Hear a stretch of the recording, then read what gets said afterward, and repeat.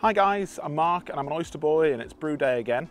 I'm doing something a little bit different this time, so I'm not going to chat for ages about it, but what I'm doing today is I'm making a really simple single malt and I'm going to say single hop beer, but it's not really. So I'm using only alternative hop products or new hop products. But so basically for my bittering edition, I'm using Flex, which is this gloopy liquid, which is about 65% alpha acid. So I'm going to pop that in with a syringe at the start.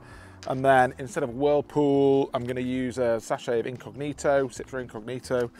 And then for my dry hop, I'm going to use some Citra Spectrum. So no actual hops going into it.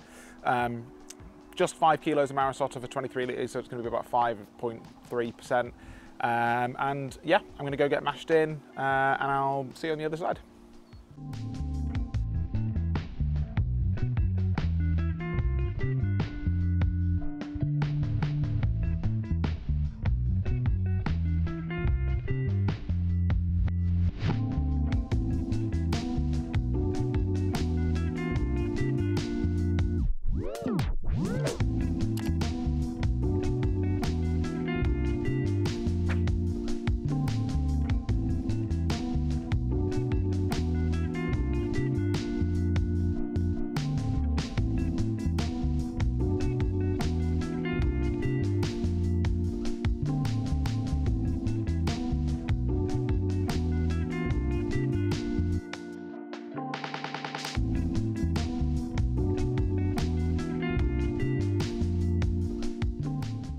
Hi guys, I'm Mark. I'm Penny. And we are the Oyster Boys and back again for another beer review, and it's a bit of a different one this time. I know, you've been experimenting. I've been experimenting and lots of people have probably done this experiment before, but I wanted to do one of my own. You set the task, weren't you, at the homebrew club?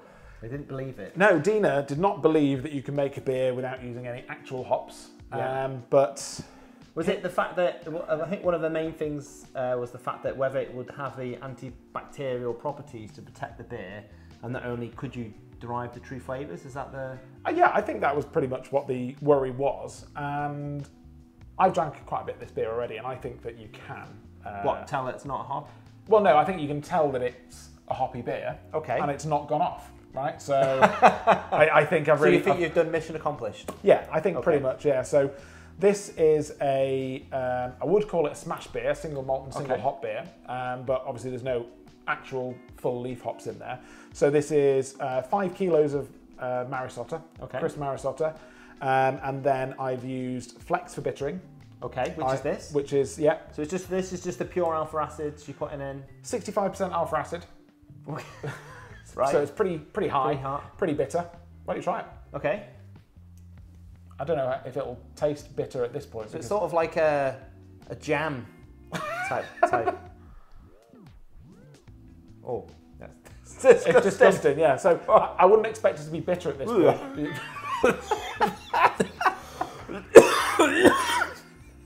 That is rank. You didn't tell me it was that rank. No, I didn't. It's like eating. It's like eating like a shoe from a charity shop.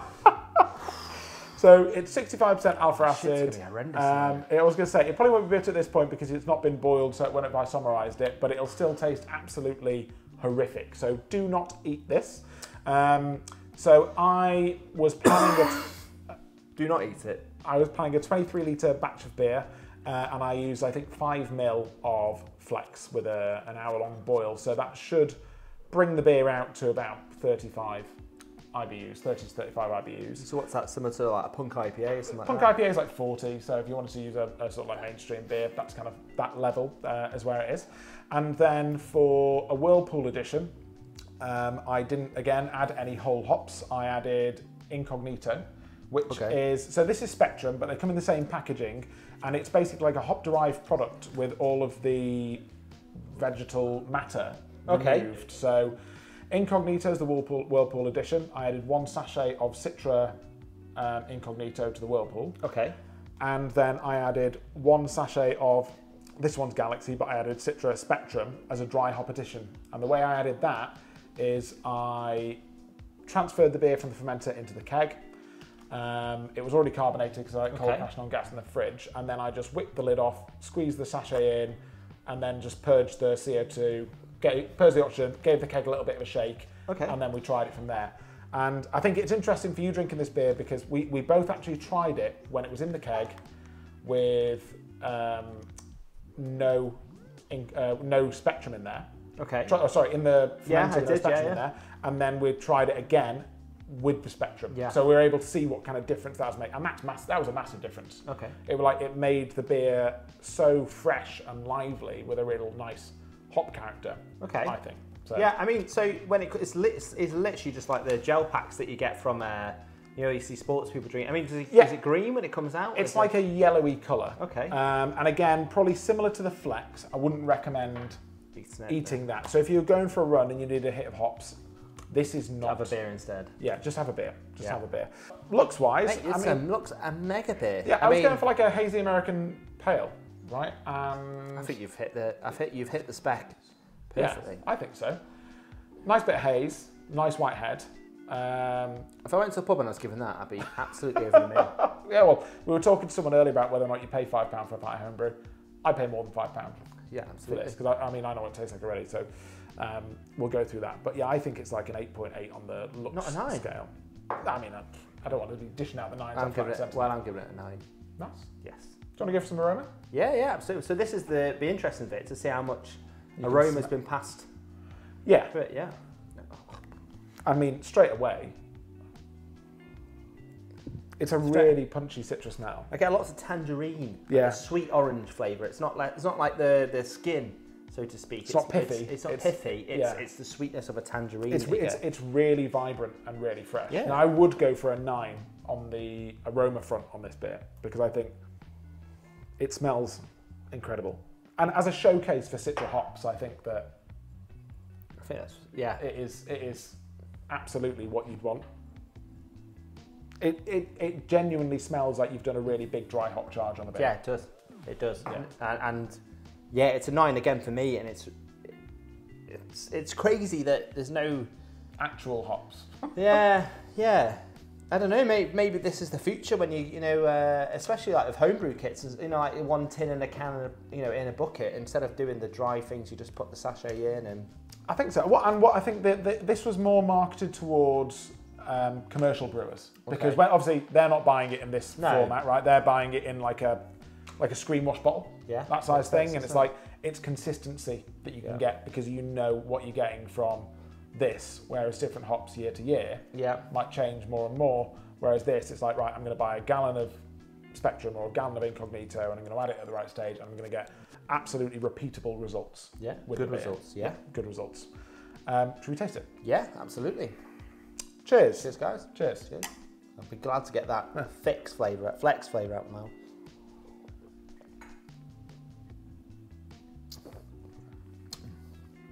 And again, it's really tangerine-y, and you get a really nice like lime. I think a really nice like lemony, limey flavour with it as well. Quite low bitterness as well. So I know you put the flex in, but it's well balanced. Yeah. So because of the massive hop flavour and the dry hop addition at the end, it masks that bitterness. Like after a while, you can feel it in your mouth. But yes, there is that good, nice bitterness there. Probably, we talked about Punk IPA. It's probably a bit less bitter than a Punk IPA. But I think overall, as like I said, as a showcase for Citra, yeah, absolutely, it's spot on. Yeah, it's it's silky smooth. You're getting that sweet tangerine flavour. The bitterness is just well balanced. It's mega. Yeah. So I used the American Pale water profile that was built in on Grain Father. Okay. So RO filtered the water, used the American Pale water profile, and I think that mouthfeel wise, it's come out really well. Yeah. Considering there's no carapils in there for mouthfeel or anything like that. It's like 5 kilos of Maris Otter. That's it. Nothing else. So yeah, 5 kilos of Maris Otter, nothing else, good water profile. And then the yeast that I used was the Lalmand Verdant IPA yeast. Because I had a sachet knocking around the fridge, so I just used that. I've used it in other beers before. It leaves a really nice haze in the beer, and it leaves a tiny little bit of sweetness, but not. And like the oranginess at the end, it's almost kind of like, the oranginess that you get when you have a Blue Moon. Yes, yeah, it is. It's kind of like that towards the back end. But it's a 9.2. It's a 9.2. I get 8.9. Oh, right, okay. Fine. price-wise, Okay. it worked out to £1 a pint, or £1 and 1 penny a pint. Okay. So initially, this was meant to be a 23-litre batch. Right. And I put all the figures into the Grainfather app for a 23-litre batch. Okay. But with the Grainfather, obviously it accounts for an amount of loss due to hop absorption and stuff like that. And with this beer, there isn't any. Yeah. So you're saying that I think we worked out there's 100 per 100 grams of hops, you lose about a litre of beer, isn't it? it's something like that, yeah. Maybe a little bit more depending on how you're transferring. But with this beer, I targeted for 23 litres. Yeah. I got 25 litres into the fermenter. Hit your numbers? Hit my numbers. Yeah. So I just basically had no losses in the Grainfather because there's no big pile of hops at the bottom. Yeah, That was easy cleaning up after it. Oh yeah, absolute piece of piss, mate. Yeah. Absolute piece of piss. So I got 25 litres into the fermenter. So your missus didn't think that you were throwing up hops? Clogging the toilet again. No. And then when it was in the fermenter, obviously the dry hop charge that went in the beer isn't a real dry hop charge. So I got probably almost 25 litres out of the fermenter as well, because obviously the yeast cake with Verdant compacts pretty well. Okay. I did a pressure transfer into the keg and I got pretty much all of it. But all in, that worked out to £1 1 a pint. So obviously the £1 1 a pint. £1 1 a pint. The Maris Otter I think was £13.50. Have you just split that by a I've certain split amount? that, yeah. Okay, So the Maris Otter was £13.50. This is 15ml for about £6.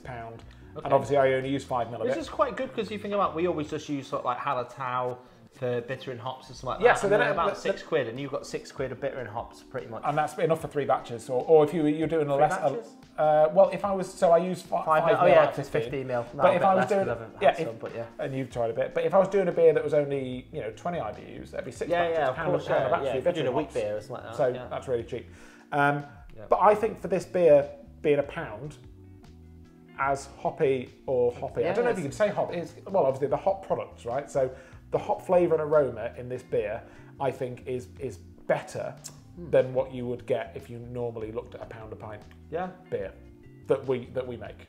Because some beers we make and you end up spending £10-12 on the yeast. And I think it's the future. I think eventually they'll overtake. When we're all living in bunkers under a mountain, and they can't grow hops eventually it's going to anymore. happen, isn't it? Because why would you have a packet that just general transport and everything? It's just going to be.